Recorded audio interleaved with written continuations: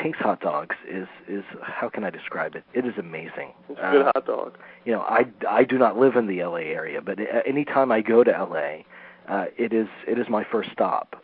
It is fantastic. And so I'm so thrilled about having this guest on tonight. You guys ready to get into it? Yes. Okay, prepare to be hungry. It's been the establishment of choice for thousands of movie stars and high-profile industry figures for the past 68 years. Everyone from Orson Welles to Kiefer Sutherland have made it a part of their weekly ritual.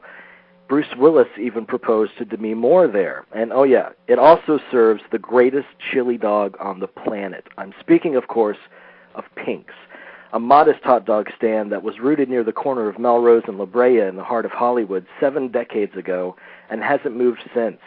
And over that time, Pink's has become an L.A. institution, feeding big-time celebrities and regular Joes just like you and me with the same level of impeccably fast and friendly customer service.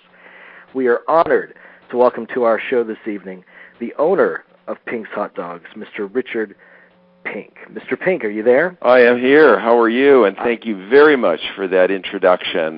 We are most flattered and humbled. Oh, well, I'm humbled by your presence on our show. Believe me, your restaurant is the best, and I can't wait to speak to you about it. I don't know if you're aware of this or not, but it's so ironic because I was checking the Internet today, Yahoo, and there was a news headline there that said the 5 best hot dogs in the world. And sure enough, it goes without saying, Pink's was right there at the top of the list. We saw that ourselves, and all I can say is wow. Oh, well, it goes without saying, but it was amazing. But take me back to how it all started. Your parents founded Pink's in '39, was it? Well, my parents did indeed. It was really sort of the Depression era here in L.A. My mom and dad were out of work. They were looking for work in the newspaper, and they ran across an ad for a little hot dog cart that was $50, and my mother said, why don't we buy this cart and open a hot dog stand? People have to eat. And my dad said, well, where are we going to get the $50? And my mom said, well, my mother will loan it to us. So that's literally how it started. They went down, picked up this hot dog cart. My mother wheeled it all the way up, probably about 1.5 miles, planted it on the corner where she rented the space at where it is today for $15 a month. And they actually didn't have utilities on the site. They had to use a triple extension cord into a friendly neighbor that allowed them to fire up the hot dog stand back in 1939. The hot dogs were a dime, Cokes were a nickel, and that's how they basically started Pink's. And then a couple of years later, they raised the rent from $15 to $25 a month. And my folks said, they're just going to keep raising the rent. We should try to buy this location, which they were able to do in about 1941. Oh, wow. And talk about humble beginnings, but just like so many stories in the L.A. area, it really is a dream come true, a dream realized. Well, it is. I mean, from those early days, and after all, 67 years ago in L.A., it's a young city. That's like an archaeological find in L.A. And today we serve way beyond what my parents ever conceived of serving. I mean, we're up to about 2,000 hot dogs a day to just a whole mix of great people across L.A., from actors and, politicians to tourists to locals. I mean, you've been there, you've seen the scene. It's amazing. People come in from pickups to limos. Exactly. Yeah. And it's amazing to see. And obviously, we're a movie show, so we're very interested in the industry connection, right, to Pink's. But you started doing that kind of business fairly early when Pink's opened because of the close proximity to the studios. Is that correct? You're absolutely right. I mean, we count some of our early customers as Spencer Tracy, Howard Hughes. And as a matter of fact, the record for the most hot dogs consumed at one sitting is Orson Welles, who believe it or not, he downed 18 dogs.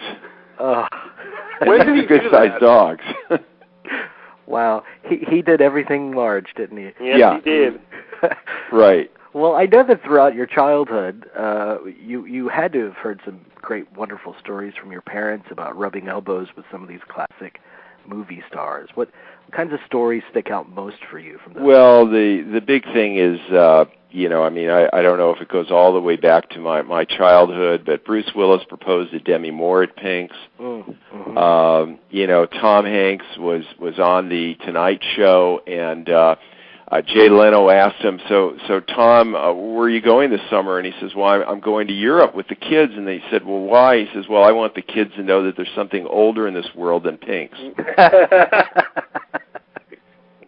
But we even we've had Aerosmith actually serve hot dogs behind the counter at Pink's. But I mean, Adam Sandler's been there a few times. I mean, it's just amazing. He just shows up, he waits in line. He doesn't even want to get out of line. He's such a cool guy. Yeah, he is. That, he's so down to earth. We've had Sandra Bullock there, and, she's been there with her niece, and we said, well, look, you don't have to wait in line if you don't want. She says, no, I really want my niece to just know what a normal person does. Tell me a little bit about the walls that you guys have. Because oh, my God. That's a big draw right there. It is amazing. There are 250 celebrity photos on that wall. I mean, it ranges all the way from Nicole Kidman to, of course, Tom Hanks, Bill Cosby, Demi Moore, Celine Dion, Aerosmith. It just goes on. And years ago, the wall wasn't quite as well known, and actors heard that, producers and directors were coming in there, and they just wanted to be discovered. So they would bring their own pictures and hang them on the wall. And hoping that, somebody would call them and get recognized. And actually, there's a couple of interesting stories. Michael J. Fox, I mean, I'm told that he actually considered Pink's his office before he got his first break. Yeah. And when they called to give him, I guess, an audition, or maybe, he got the Family Ties role, they called him on Pink's public phone. Oh. So, and this it's just filled with a lot of celebs. When they come to Pink's, I mean, it's funny. I mean, they just come in jeans and T-shirts, and they just really want to hang out. I mean, an interesting story is Brad Pitt was on the film Jackass, and they actually showed him getting kidnapped out of the line at Pink's. That's right. That's right. I remember that. You heard about that? I remember seeing that. Yeah. Well, what was funny about it is that they didn't tell us this was going to happen. So here's Brad Pitt, screaming, save me, as he's getting dragged into this truck, and our help is like jumping over the counter, running after him. Oh. No. I mean, I couldn't believe it, but I mean, that's just sort of, just kind of the Hollywood thing. Yeah, I do remember seeing that. Now that you mentioned that, over the years you've seen the city of LA just sprout up around you. Yeah. But you've remained a constant, Pink's has. What are some of the differences you've noticed take place throughout the city? Well, to begin with, Melrose Avenue, when I grew up and walked to, elementary school, I mean, that was just filled with, non-entity type stores. I mean, nondescript, totally. And now it's just sort of this hip area that everybody's, flocking to and so forth. I mean, that the hipness of LA has really taken hold. I mean, whether it's Sunset Strip, where it had that old lure of, the nightclubs and that scene, but now it's more European. Hollywood is really coming through a renaissance. I mean, that just fell off a cliff for a while, and now it's got all the hip nightclubs and so forth. So that's a major transition. The wealth of LA with all the movie stars that are out here. People were known, you go to Chasen's and the Brown Derby. Those are like the famous old haunts of the movie stars of the 40s and 50s.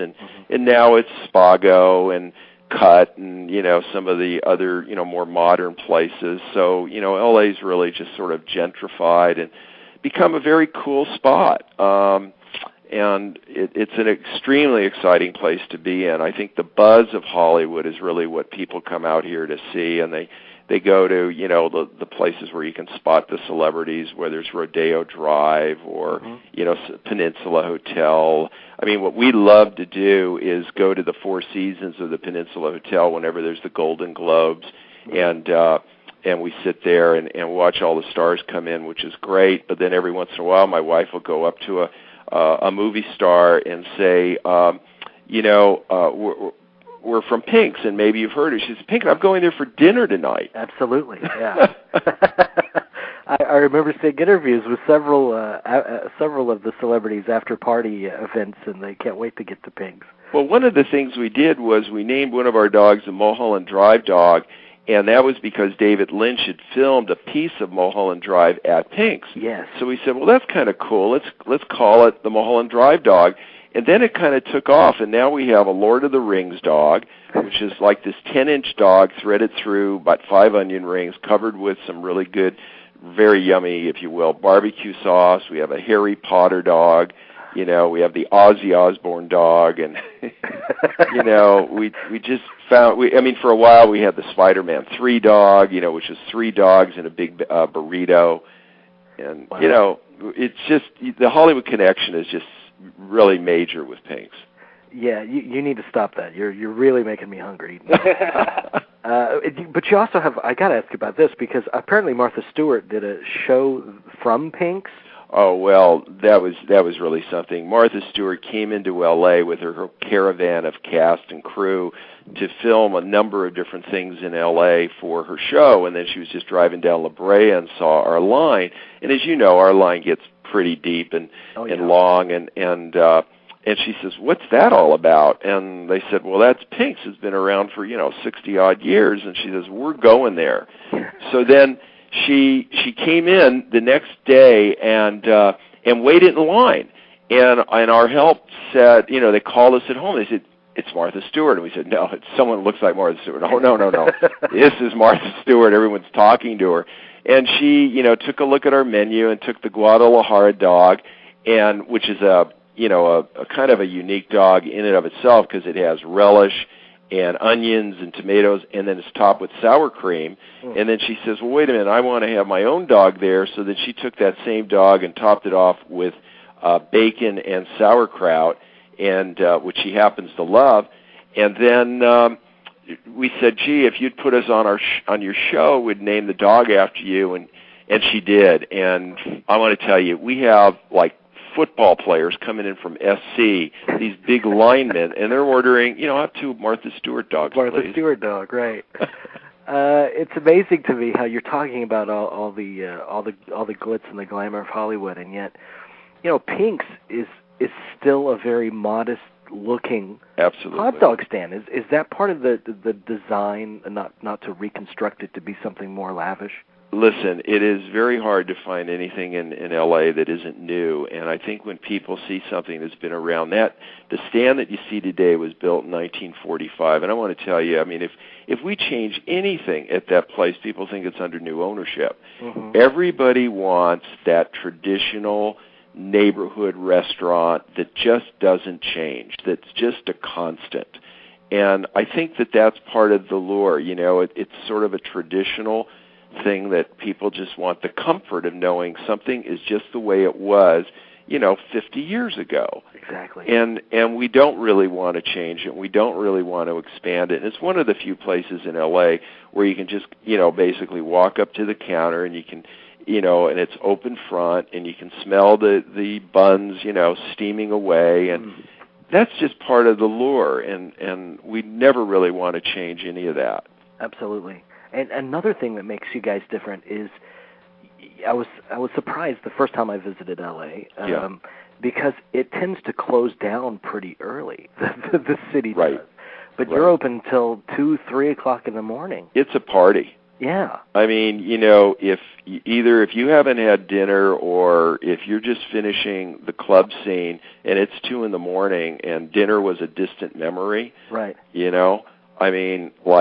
People are lined up, and it's not that many places that are open that late in L.A. Absolutely. And it's a very social thing, It's really funny. Even though the lines can stretch out to an hour, believe it or not, a lot of people, when they come in, I'll say to them, thanks so much for waiting. And they said, no, we had a great time. We met these people, they just came in from Ohio, and, and they traded names and cards and, all of that. And it's a real social scene. And I've even had a couple of younger guys would say to me that it's one of the best places actually to meet girls. And I said, well, why is that? They said, well, once they get in line, they won't move. So they get a chance to talk to them. Yeah, that's great. That's great. Yeah, it was funny. We had one of these movie stars that was in line for his birthday.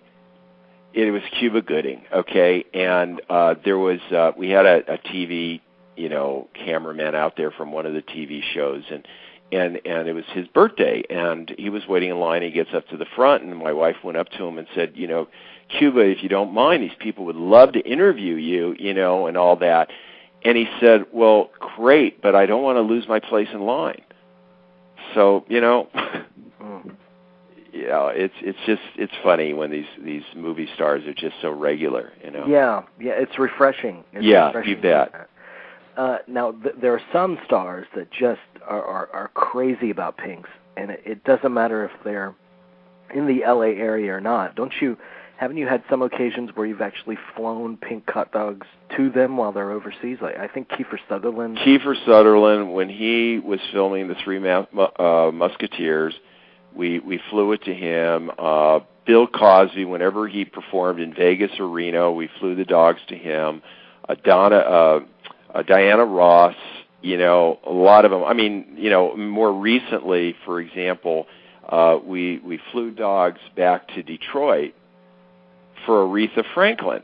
And it actually turned out to be kind of a funny story. We sent the dogs to the wrong zip code, and her staff called us like earlier in the day and says it hasn't arrived, and I had to actually buy a ticket for one of our guys, first class, which ran us about $10,000 to deliver, like 100 hot dogs to Aretha Franklin for a party because we just didn't, want her to be disappointed. Yeah.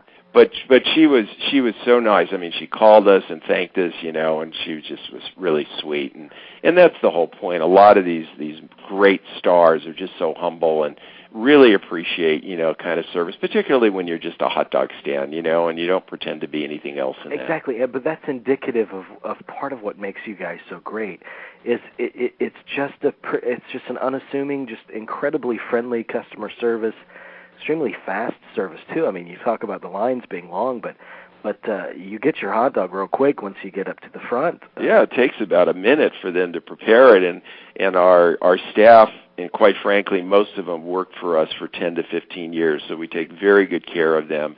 Because what we want, besides, like we were talking about, the consistency of the look of the place, it's the consistency of the people behind the counter as well. Yeah. I mean, it's great if you go up there and you still see the same people that have been working there for years. They know what you like. Yeah. They have incredible memories. I mean, I can't tell you how many people come up and they'll order like 7 dogs, and each one will have a different topping on it, and our help. I mean, they remember everything. It's almost like they have 175 IQs. I mean, I'm just baffled by how smart they are to remember everything. Yeah. But you guys are so synonymous with L.A., and I know that you've ventured into, I think you're at Planet Hollywood in Vegas. Yeah, I'll tell you, the Planet Hollywood, which has totally recreated itself, it bought the Aladdin Hotel in Las Vegas. It's now renamed the Planet Hollywood. And they, as you know, want everything associated with Hollywood. And they said, look, you're the Hollywood hot dog, so we really want your hot dog in our hotel. And, we've been there for about 3 years. It was served in one of their restaurants, about 15 different hot dogs, and it was on the menu with the whole history of Pink's and the history of the Hollywood connection. And now they're actually saying it was so successful they're planning on building a Pink's hot dog stand at Planet Hollywood, which we hope will be open in the next couple of months. Oh, wow. But that was the whole thing, Planet Hollywood with its connection, and Bruce Willis and Sylvester Stallone and all the people that are associated with that organization, all said, hey, we got to have a Pink's. Have there been any thoughts of expanding further throughout the country, or is this primarily LA is your home, and that's LA is our home. Yeah. And our feeling is that as long as you stay unique, you stay special, and you stay cool. Mm-hmm. And once you start expanding, you're now no longer kind of special anymore. And people say, oh, I can get it anywhere. Or you don't really know if you can control the quality that we are very mindful of. Because bottom line is, it may be a neat spot to go and cool and all that, but if the food's not great, people don't come back. And so we're very, very conscientious about making sure that the hot dogs and all the toppings are just served just right. And we're very worried about it kind of losing, not only the luster of the place, but the quality if we do expand. And I know we compromise some potential success that can be achieved by doing that, but on the other hand, it does really well where it is, and frankly, it's a family business, and we watch over it like a hawk, Absolutely, and it is a must go-to spot if you're in LA, and I can't thank you enough for doing our show tonight. Well, thank you very much. It was a real pleasure talking to you, and we love movies, so my wife and I must do 3 movies a week,